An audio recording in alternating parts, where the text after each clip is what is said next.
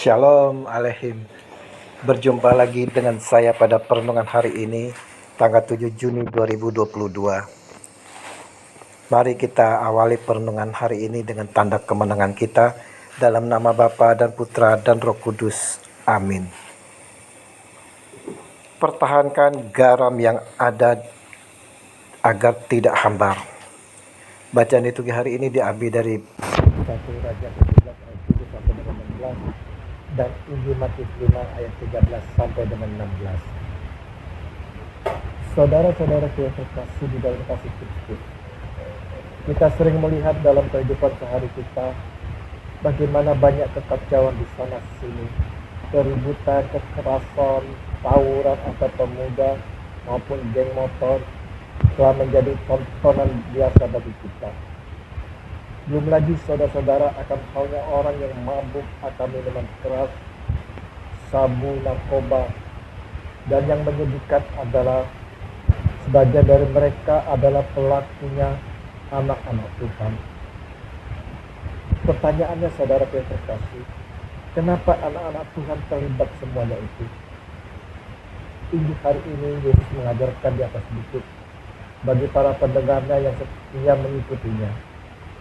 Kata Yesus, kamu adalah garam dunia. Jika garam itu menjadi tawar, dengan apakah ia diasinkan? Tidak ada lagi gunanya selain dibuang dan diinjak orang. Matius 5 ayat 13. Saudara yang terkasih, kita tahu bahwa garam adalah bumbu masak sebagai rasa agar makanan dapat dinikmati. Ada rasa yang membuat kita menyukai dan ingin terus menyantapnya. Kalau garam itu hambar saudara dan tak dapat membawa rasa lagi, tidak ada lagi gunanya selain dibuang dan diinjak-injak orang. Itulah anak-anak Tuhan saudaraku. Jika dia tidak dapat menempatkan diri di tengah-tengah masyarakat, di dalam komunitas, selalu berbuat onar, kekacauan, nyabu, maka dirinya tak lagi berguna dan akan disingkirkan oleh orang di sekitar kita. Sebagai anak-anak Tuhan saudara, hendaklah kita dapat membawa rasa nyaman, damai, sukacita bersama.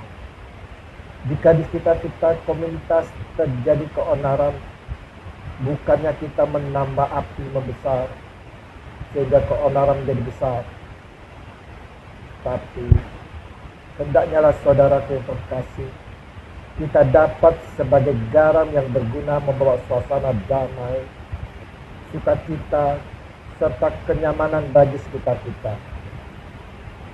Sebagai anak-anak Tuhan, kita telah menerima terang dari sumbernya, yaitu Yesus Kristus. Dan dialah terang yang telah kita terima ini saudara, dapat pula menerangi dalam kegelapan. Yesus mengatakan dalam pengajarannya, kamu adalah terang dunia. Kota yang terletak di atas gunung tidak mungkin tersembunyi. Lagi pula orang tidak menyalakan pelita lalu meletakkannya di bawah gentang, melainkan di atas kaki dian, sehingga menerangi semua orang di dalam rumah itu. Demikianlah hendaknya terangmu bercahaya di depan orang, supaya mereka melihat perbuatanmu yang baik dan memuliakan Bapamu yang di sorga. Matius 5 ayat 14 sampai dengan 16. Saudaraku yang terkasih, terang yang telah kita terima janganlah kita simpan untuk diri kita sendiri saudara, tapi kita mau membagi terang itu kepada sesama sehingga mereka tidak terjebak di dalam kegelapan. Perenungan hari ini, Yesus mau kita semua yang telah mengalami kasih-Nya, yang telah menerima terang-Nya, mau kita bagikan kepada setiap orang. Kita tunjukkan kepada mereka akan kasih Yesus, kebenaran akan keselamatan dari Yesus. Kita diajak semua saudara oleh Yesus agar kita dapat menjadi garam dan memberi warna dalam kehidupan di sekitar kita, juga di komunitas kita. Kita dapat membawa suasana damai, sejahtera, sukacita dalam kasih Yesus yang kita wartakan akan keselamatan yang Yesus berikan. Mari saudara-saudara, sebagai anak-anak Tuhan, kita mau pelihara garam dalam diri kita agar tidak menjadi hambar, sehingga dapat menggarami sekitar komunitas kita, bahkan dunia. Kita pelihara saudara, terang itu agar jangan sampai padam. Kita mau selalu dekat kepada sumber terang itu, yaitu Yesus Kristus sendiri.